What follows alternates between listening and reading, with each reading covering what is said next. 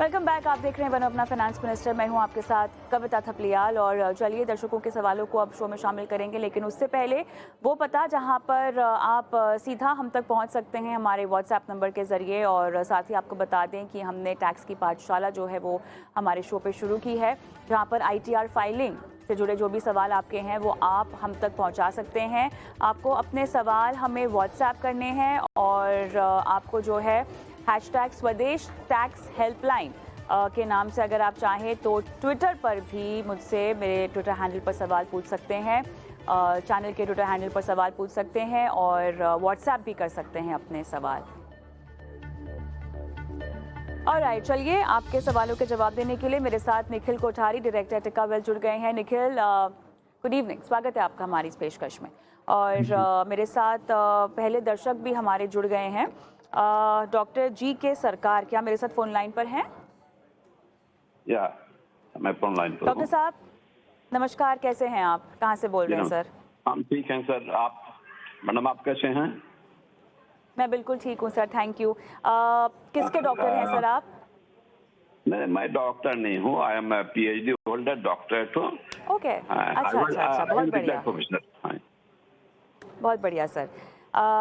ठीक है, तो मेरे ख्याल से आपके पास, आपने लिखा है काफ़ी क्लैरिटी के साथ, आपने सवाल वैसे भेजा है अपना, लेकिन मैं फिर भी कुछ डिटेल्स है जो क्रॉस चेक करना चाहती हूँ। आपको 50,000 रुपये हर महीना डालना है सर, राइट? जी जी जी। आपने कहा है 1 से 3 साल के लिए। 1 से 3 साल में जो ये पैसे आप डालना चाहते हैं, इसके पीछे कोई खास मकसद है आपका? वैसे कोई खास मकसद नहीं है, लेकिन हम तो सीनियर सिटीजन हैं और कब तक हैं पता भी नहीं। 72 साल हो गया मेरा, इसलिए अच्छा। शॉर्ट टर्म के लिए मैं फिक्स करना चाहता हूँ।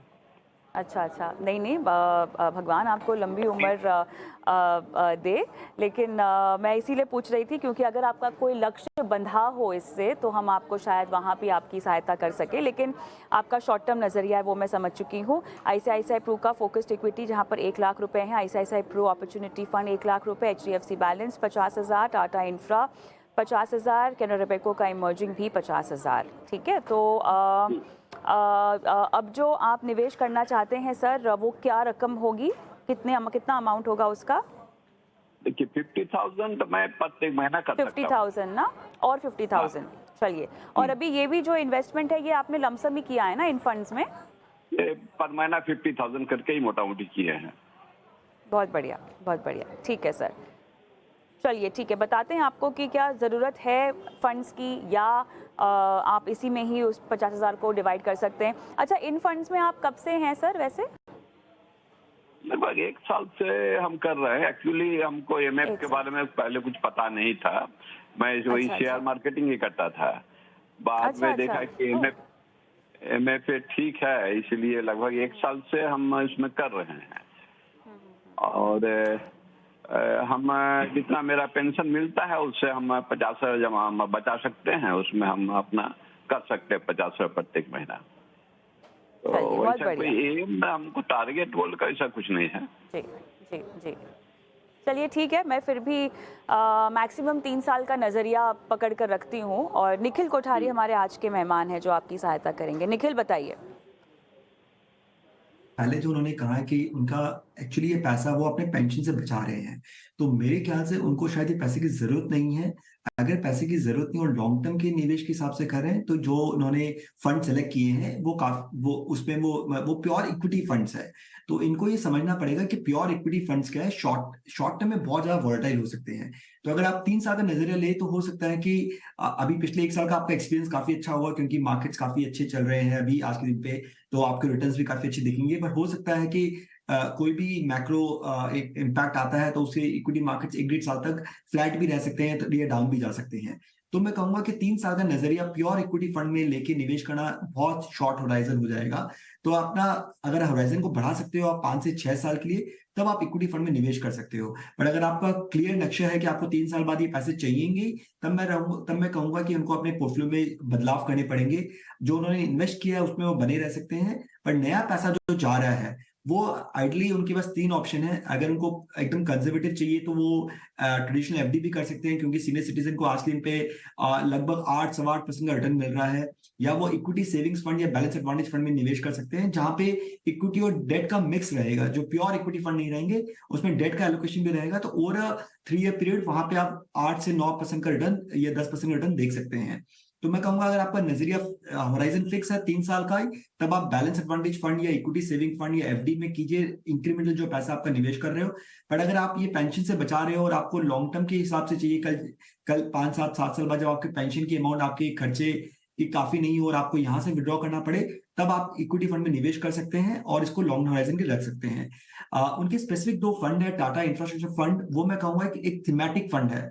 थीमेटिक फंड में इस एज पे और इस प्रोफाइल के हिसाब से निवेश नहीं करें तो बेटर है। आप एक डाइवर्सिफाइड फंड रखिए, तो आप टाटा का ही डाइवर्सिफाइड फंड ले सकते हैं या आप कोटक का मल्टी कैप फंड ले सकते हैं। एक डाइवर्सिफाइड फंड में निवेश कीजिए, वो उनके लिए बेहतर रहेगा इंस्टेड ऑफ एक थीमेटिक फंड से निवेश करने से अच्छा। चलिए सर, आपको सलाह समझ में आ गई डॉक्टर जी के सरकार। आपको निखिल को कोई क्वेश्चन पूछना है? जी मैं समझ में आ गया, सवाल कोई खास नहीं पूछना है। All the best sir, all the best. चलिए आगे बढ़ते हैं। नयन पटेल जी फोन लाइन पर है। नमस्कार। नमस्कार। सूरत में बारिश हो रही है सर? जी हाँ सर। जी, मैं सूरत से बोल रहा हूँ, नयन बोल रहा हूँ। हाँ जी जी। मेरा 13 इयर्स में मुझे 3 करोड़ का सरप्लस फंड बनाना है, तो उसके लिए मुझे कौन से फंड में इन्वेस्ट करना है और कितना एसआईपी करना है? ओके, 13 इयर्स में 3 करोड़ रिटायरमेंट के लिए, है ना? ये काफी होंगे रिटायरमेंट के लिए? नहीं, एक दूसरा ऑलरेडी एसआईपी दूसरी चल रही है, लेकिन ये नया शुरू करना है इसके हिसाब से।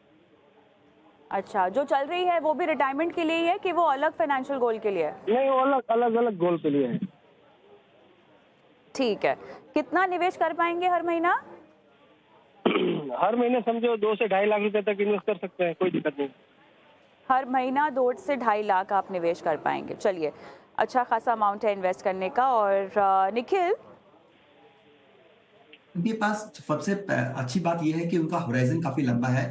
इनके पास 13 साल का टाइम फ्रेम है। तब मैं कहूंगा कि 13 साल एक अच्छा टाइम फ्रेम है अपने जमा पूंजी को एक बड़ा वेल्थ क्रिएट करने की। तो जो ये एसआईपी कर रहे हैं, अगर उनको 3 करोड़ का ही उनका लक्ष्य है, तब वो 80,000 रुपए से भी अगर निवेश करना स्टार्ट करते हैं हर महीने, तो भी अपने गोल को अचीव कर सकते हैं। तो अगर उन्होंने कहा 2.5 लाख तक कर सकते हैं, तो लगभग वो 3 करोड़ नहीं 9 करोड़ रुपए के आसपास अपना जमा पूंजी कर सकते हैं। तो मैं कहूंगा कि अगर 3 करोड़ का लक्ष्य है, तो आप 80,000 रुपए पर महीने निवेश कीजिए, जहां पे आप इक्विटी से 12 से 15% के रिटर्न एक्सपेक्ट कर सकते हैं। और प्योर इक्विटी फंड में निवेश करते रहिए। आपको ये ध्यान रखना पड़ेगा कि मार्केट्स उतार चढ़ाव होते रहेंगे, आपको एक कांस्टेंट डिसिप्लिन वे से हर महीने निवेश करते रहना पड़ेगा। और अगर कभी भी मार्केट डाउन होता है, उस टाइम पे आप अपने अगर एसआईपी बढ़ा सको तो और अच्छा रहेगा, क्योंकि आप अपने कॉर्पस को और एक और स्टेबिलिटी दे सकते हैं और एक अच्छा वेल्थ क्रिएशन कर सकते हैं। क्योंकि आप बिजनेसमैन हो और आप अगर महीने का भी निवेश नहीं कर सकते, आप साल का भी कर सकते हो, तो मैं कहूंगा कि आप साल का अप्रोक्सीमेटली 10 लाख रुपए अलग करके एक एसटीपी के रूट के थ्रू भी आप निवेश कर सकते हैं, जहां पे लिक्विड फंड डाल के वहां से हर महीने आप एसटीपी के थ्रू इक्विटी फंड में निवेश करते रहिए। तो अगर 3 करोड़ 80,000 रुपए से करते हैं, तो उनका लक्ष्य अचीव हो सकता है। ऑलराइट, चलिए, तो मेरे ख्याल से पटेल साहब, आपके लिए अच्छी बात यह है कि आप का जो अमाउंट है इन्वेस्ट करने का वो काफ़ी बेहतर है, और यहाँ पर बाकी सजेशंस आपको निखिल ने दे ही दी है। So all the best. R S. Rathore ji का मैं सवाल लूँगी। सर नमस्कार। जी नमस्ते मैम।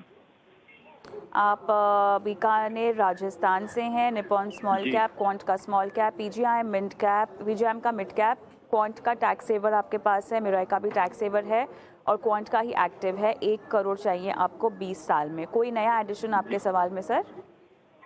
जी मैम, मैं यही पूछना था कि ये मिड कैप में कुछ चेंजेस करने हैं या ये ठीक है? चलिए, बाकी आपके फंड्स आपको ठीक लगते हैं, है ना? जी, बाकी ठीक लग रहे हैं मेरे को। ओके। निखिल, थोड़ा सा एग्रेसिव है ये स्मॉल कैप की तरफ, और क्या बैलेंस किया जा सकता है? सबसे पहले कविता जी मैं उनको कहूंगा कि उनकी अगर आप पोर्टफोलियो देखोगे तो उनमें क्वांट का एक्सपोजर 46% है। ठीक है। तो एक एएमसी में 46% का एक्सपोजर बहुत ज्यादा है फ्रॉम अ डाइवर्सिफिकेशन पर्सपेक्टिव।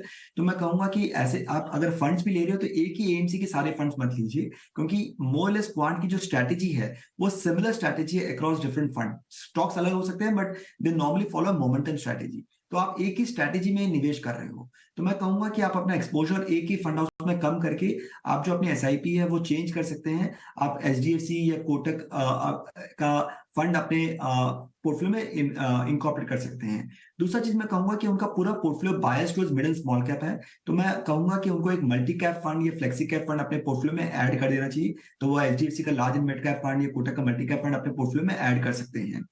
फिर उन्होंने जो कॉर्पस कहा है, अभी उनकी जो एसआईपी 5,400 रुपए से चल रही है, ये कॉर्पस से उनको लगभग 50 से 80 लाख के बीच में इनका कॉर्पस बन सकता है। अगर 1 करोड़ से ऊपर की जमा पूंजी चाहिए तो मैं कहूंगा कि अपने एसआईपी को हर साल 10% से बढ़ाते रहिए। तो इस साल आप 5,400 कर रहे हैं, अगले साल इसको इसी एसआईपी को 6,000 कीजिए, फिर 6,500 कीजिए and so on so fourth. तो आप अगर 10% से अपने एसआईपी बढ़ाते हो तो आप 20 साल में अपना जो कॉर्पस आपका 1 से 1.25 करोड़ के आसपास आपका कॉर्पस हो सकता है। तो आपको केवल एएमसी में आपको थोड़ा बदलाव करने पड़ेंगे और अपनी एसआईपी 10% से हर साल बढ़ानी पड़ेगी। ऑलराइट, कुछ और सवाल आपको पूछना है राठौर जी? बस इसमें मैं मिड कैप चेंज करना चाहूँ तो किस में लूँ, किस फंड हाउस का लूँ, ये पता। मेरे ख्याल से निखिल यही बोलना चाह रहे हैं कि मिड कैप आपका ठीक ही है। निखिल, मिड कैप बदलना है क्या? नहीं, जैसे अभी अभी उनका मैं ये कहूंगा कि जैसे उनके क्वांट में 3 फंड चल रहे हैं, तो हो सकता है कि वो क्वांट का एक्टिव फंड बंद करके कोटक का गुरु मंत्र ले लेते हैं पहले। Pardon, hello. जी निखिल बोलिए। हाँ, तो क्वांट का एक्टिव फंड चेंज करके वो कोटक का मल्टी कैप फंड ऐड कर सकते हैं या एचडीएफसी का large mid cap fund add कर सकते हैं। तो मिड कैप कीजिए। मिड कैप की अभी आप अभी बहुत रिसेंट परफॉर्मेंस देख के आप बोल रहे होंगे कि फंड अंडर परफॉर्म कर रहा है, पर आपको ओवर 3 ईयर पीरियड देखना पड़ेगा। 3 साल में होपफुली ये फंड आपकी और फंड अच्छा है, पर अभी रिसेंटली इनका परफॉर्मेंस थोड़ा सा अंडर परफॉर्म रहा है। पर मैं कहूंगा इसमें बने रहिए। आप जो चेंज करना है तो मैं कहूंगा क्वांट एक्टिव फंड को चेंज करके आप कोटक या एचडीएफसी का लार्ज एंड मिड कैप या मल्टी कैप फंड ऐड कर लीजिए अपने पोर्टफोलियो में।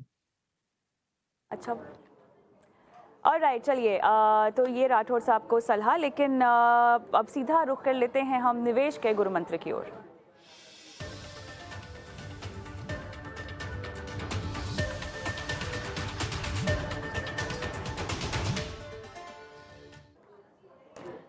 निखिल बताइए, आपका आज का निवेश का गुरु मंत्र क्या होगा?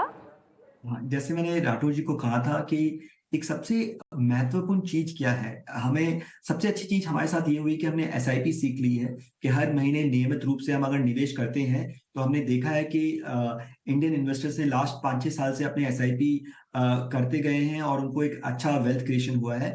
अब हमारा टाइम हो गया कि हमको एसआईपी को थोड़ा सा और चेंज करना चाहिए। उसको हम कहते हैं step up SIP. Step up SIP क्या होती है कि हर साल जैसे हमारी इनकम बढ़ती है उस तरह से हमारी जो सेविंग और हमारा जो इन्वेस्टमेंट है वो भी हमको बढ़ाना चाहिए। तो स्टेप अप एसआईपी क्या कहती है कि आप एक अमाउंट, एक परसेंटेज डिसाइड कर सकते हैं, 5%, 10%, 15%, या आप अमाउंट डिसाइड कर सकते हैं कि 500, 1000, 2000, 5000 जो भी अमाउंट है, उस अमाउंट से मैं हर साल अपनी एसआईपी बढ़ाऊंगा। तो एग्जांपल, अगर मैं आज इस साल 5,000 रुपए की एसआईपी कर रहा हूं और मैं हर साल 10% से बढ़ाना चाहता हूं, तो इस साल मैं 5,000 की करूंगा, अगले साल मैं 5,500 की करूंगा, उसके बाद मैं 6,100 की करूंगा and so on so fourth. तो एसआईपी स्टेप अप करना बहुत जरूरी है, क्योंकि हमारी इनकम बढ़ती है वैसी हमारी सेविंग्स और इन्वेस्टमेंट बढ़नी चाहिए। और इसका बड़ा फायदा कब होगा? अगर हम सिंपल एग्जाम्पल लेता हूं कि हम 10,000 रुपए की एसआईपी करते हैं अगले 20 साल के लिए, तो लगभग हम 1 करोड़ का कॉर्पस क्रिएट करते हैं। ये हम स्टेप अप एसआईपी करते हैं कि हम इस साल 10,000 से करेंगे, हर साल हम अपना 10% से अपना एसआईपी बढ़ाते रहेंगे, तो लगभग ये कॉर्पस 2 करोड़ रुपए हो जाता है। तो ये मैं कहूंगा कि स्टेप अप एसआईपी हर निवेशक को यूज करना चाहिए। एक्चुअली हम क्या करते हैं, एक बार एसआईपी स्टार्ट कर देते हैं, फिर हम भूल जाते हैं और अपने एसआईपी को कभी बढ़ाते नहीं है, जो नहीं होना चाहिए। हर साल जैसे हमारी इनकम बढ़ती है, हमें अपने एसआईपी स्टेप अप करके बढ़ानी चाहिए। ऑलराइट, चलिए आखिरी सवाल लेंगे, और ये सवाल ट्विटर से मेहुल का है, और इन्होंने अपना सवाल जो भेजा है उसके तहत 50 लाख का गोल है इनका 10 साल में। निखिल बताइए। सो आप बोल रहे हो 50 लाख चाहिए उनको 10 साल में, राइट? तो जी, जी। इनको सो ये अपने एसआईपी तो उनको जो एसआईपी कर रहे हैं तो वो एसआईपी उनको काफी हर महीने से एसआईपी जो करना है वो लगभग उनको 6 से 7 हज़ार रुपए की एसआईपी करते रहनी पड़ेंगी। तो अभी और फिर वो क्या करना है, उनको अपने एसआईपी हर साल बढ़ानी पड़ेगी। तो अगर डिपेंड करता है कि वो कितने की एसआईपी अभी कर सकते हैं। जैसे मैंने अभी स्टेप अप एसआईपी कहा था कि अगर वो आज 8 हज़ार रुपए से एसआईपी स्टार्ट करते हैं और हर साल से 10 से 15% से अपनी एसआईपी बढ़ाते रहते हैं तो वो अपने 10 साल में अपना जो लक्ष्य है उसको अचीव कर सकते हैं। और जो इनको एसआईपी करनी चाहिए वो प्योर इक्विटी फंड में करना चाहिए क्योंकि ये 10 साल का टाइम फ्रेम है। ऑलराइट, चलिए, तो मेरे ख्याल से ये मेहुल को सलाह, और इसी के साथ बहुत बहुत धन्यवाद आपका निखिल, समय निकाला दर्शकों की फाइनेंशियल प्लानिंग आज आपने करवाई शो पर। और इसी के साथ मुझे भी इजाज़त दें, शो को समाप्त करते हैं हम, लेकिन जाते जाते एक बार फिर से वो नंबर जिसके ज़रिए आप हम तक पहुंच सकते हैं, हमारा व्हाट्सएप नंबर। और अगर आप व्हाट्सएप करके सवाल नहीं भेजना चाहते तो यूट्यूब अगर देखते हैं और हमें फॉलो करते हैं तो हमारे अपने सवाल आप हमारे शो के लिए वहीं कमेंट बॉक्स पर भी छोड़ सकते हैं। आईटीआर फाइलिंग को लेकर कोई सवाल है तो हमारी जो टैक्स की पाठशाला हमने शुरू की है उसके तहत अपने सवाल आप हमें व्हाट्सएप करें, यूट्यूब पर छोड़ें, #, स्वदेश टैक्स हेल्पलाइन के ज़रिए आप सवाल हमसे पूछ सकते हैं। ट्विटर पर सवाल पूछना चाहे तो ये ज़रूर #, के साथ सवाल पूछें। दीजिए इजाज़त, नमस्कार।